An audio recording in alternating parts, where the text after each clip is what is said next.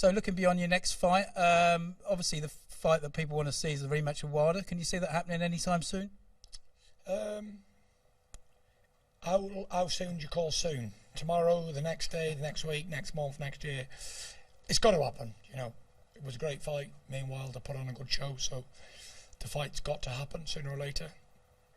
It won't be next, as we know, because I'm fighting Tom Schwartz and he's fighting Dominic Brazil, so hopefully we get it on after that. And Frank, anything to add to that?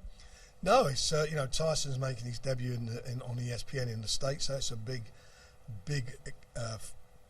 platform for him. Tremendous exposure. He'll be the most well-known heavyweight out there being on that platform, so it's a great move for him politically, and it will help deliver and make the fights that we all want to see. We all want to see those unification matches, and this gives us a big place at the table. Along with BT's clout, we'll get there. Of course, Deontay reckons you don't want to fight him again. Deontay can go and, I'm not going to say what he can go and do, but you know, Deontay already got beat by me in LA, so the world knows it. No interest in him at all.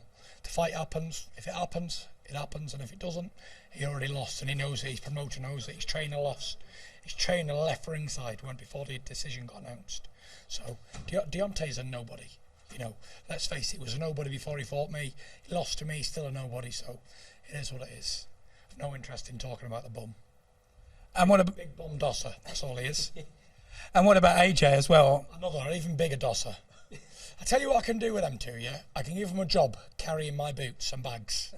So when they've all been busted very soon, when they fight each other and knock lumps off each other, yeah, and they get beat up and they lose and their career's over, they can come to the Gypsy King and I'll employ them. Because let's face it, they've not got the most brains in the world. So I'll give them a job when they've spent all the money, because it's coming. Very sharp. When they're all skint, I'll employ you boys, don't worry. Bring you over, you can brush up the drive. No problem, pick a few leaves up. And when you sign a few autographs on my behalf, carry me bags, claim me pool, feed me animals and pick up the dog. Because that's all you'll be good for sooner or later. And just one more for us finally. BT Sport is showing the Khan Crawford fight. Can you just give us a prediction how you think that's going to go? Yeah, that's a fight, you know. Not really interested, are Frank? No. Talking about killing. No, it's a good fight, you know. Oh, Frank Warren's tinned me. Nah, it's a good fight, you know. Amir Khan, Terence Crawford, you know. I believe in Amir Khan. Terence Crawford's probably the best pound-for-pound fighter in the world at the minute. Great fighter. Amir Khan's getting another shot, so he's got the speed. Amir Khan is the fastest boxer out there, so I hope he does it. I hope Amir Khan wins, becomes the #1 in the world. Hopefully he'll do it. Anything else you'd like to tell us, Tyson? Yes, there is. You know, I've got lots to talk about. As we know, I'm never shy when it comes to words. I'm enjoying my life at the moment. Training's going fantastic. I'm in great shape. I've been ready to fight, Frank. I've been on the phone for you all the time.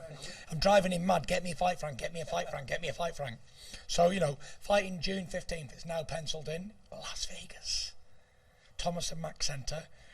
You know, as a little kid, I dreamed about getting to this level, boxing in Vegas. I never went to Vegas ever in my life because I made a promise to myself that I'd never go there unless I box there. And it's took me 30 years to get to this position, to box there.